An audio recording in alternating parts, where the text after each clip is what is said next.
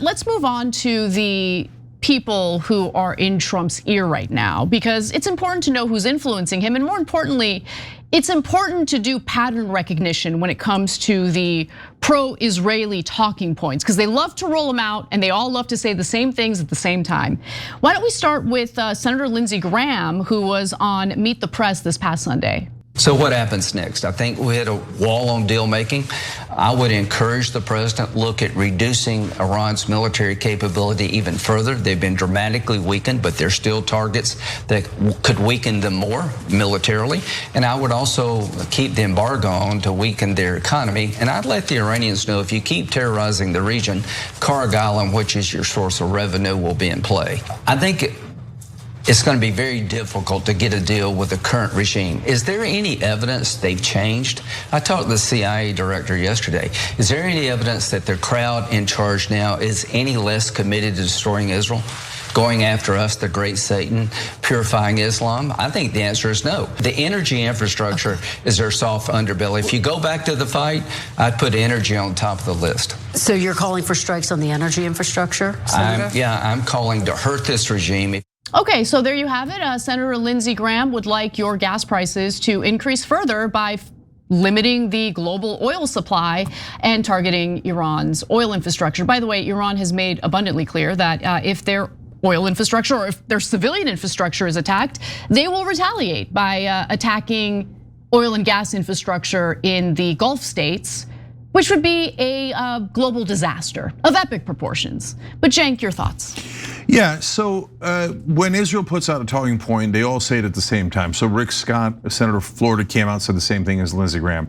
Jack Keane, a former general, now a sellout traitor to this country, working for defense contractors and probably for Israel, said, we gotta attack now. And then another talking point they're all putting out at the same time is, the longer we wait, it's a campaign of deception and delay for the Iranians. And my guess as to how they came up with that talking point is Israel was like, hey, we should do a pretend ceasefire where we keep bombing them, just like we do in Gaza and Lebanon. And that way that could be a campaign of deception and delay for us. Oh, that's a good idea. Why don't we say the Iranians are doing what we're doing, deception and delay?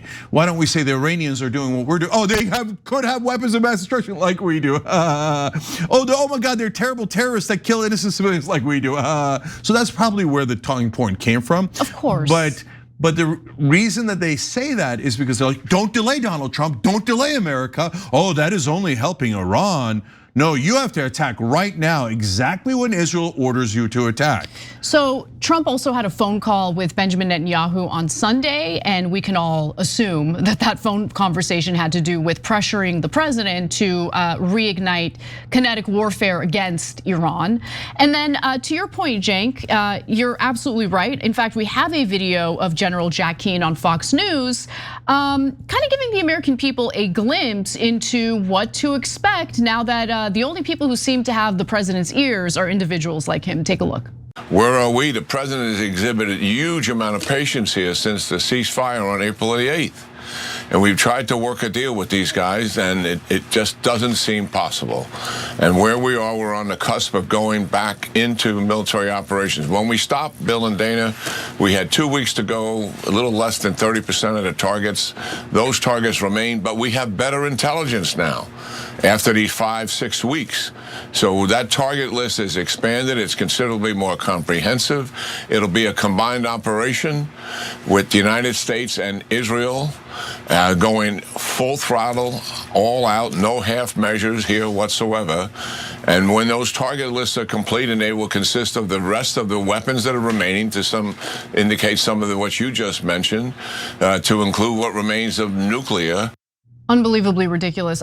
Look, my favorite part of that video was the B-roll that they're playing, the footage they're playing right beside General Keane, which shows all these Iranian women without headdresses on. Shocking, right?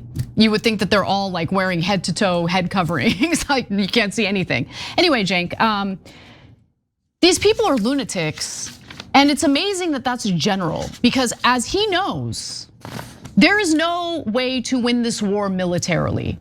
But he's gonna go for it anyway. He's going to give the president this kind of advice anyway, just setting him up for failure. And Trump is stupid enough to use that advice.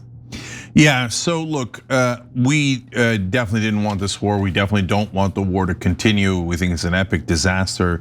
So that is 98% of the story. The 2% silver lining is, if Trump does what the entire planet is not expecting, right? The markets aren't expecting, no one is expecting, and he does what Israel orders him to do, reignite this war, the collapse will be so epic that Trump will be completely done politically, and the Republican Party will be in absolute tatters. So it doesn't matter how unpopular the Democrats are, and they are still very unpopular.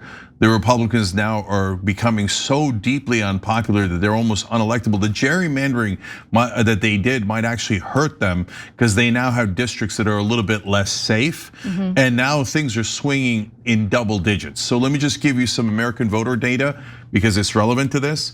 Right now, congressional ballots that were close to even for a long time, even though the Republicans kept sinking. Well, the dam is broke. Now the Democrats have an 11-point lead in a congressional ballot, generic one. And guys, context for that is not small. That is in that type of polling is a gigantic lead because different races have a lot of variability, but the overall Democrats versus Republicans in the congressional ballot racing doesn't have a lot of variability normally and almost never gets to double digits. So the Democrats having a double-digit lead is amazing. Only 32% of Americans think that we're on the right track. Disaster. 3/4 of independents are against Trump now. Only 32% say that we're going in the right direction. 28% say that they approve of Trump on affordability. 28%, largely driven by the fact that the war has driven up all these costs. You know the hardest part of starting TYT? It wasn't being on camera because I'm pretty, let's be honest. Or trying to figure out this new thing called YouTube. Yeah, sure, that was hard. But one of the hardest things, believe it or not, was launching our merch store, Shop TYT. I didn't know the first thing about starting an online clothing store, but thankfully, I had the best business partner to help me out. That's Shopify. You need a beautiful online store? Shopify's got hundreds of ready-to-use templates that match your brand style. You need to find customers? They make it super easy to run email and social media campaigns wherever people are scrolling online. And what about managing inventory, processing returns, and international shipping? Shopify is your commerce expert. They handle the world-class logistics so you don't have to. Everything from payments to analytics is in one place. No more jumping between platforms. It simplifies your life so you can focus on what you actually started the business to do. Start your business today with the industry's best business partner, Shopify. And start hearing. Sign up for your $1 per month trial today at shopify.com/TYT. Go to shopify.com/TYT. That's shopify.com/TYT. And let me give you one graphic here. Do you think Trump's decision to go to war with Iran was the right or wrong decision? Americans in general have it at 30% right direction, 64% wrong direction, which is disastrous. He's down to 70% support on the war for Republicans, and I've never seen Trump that low with Republicans. And among independents, he's down to 21% approval on the war. Kiss those congressional elections goodbye. If he restarts this war, it could be an epic landslide like we haven't seen in a long time in 2026.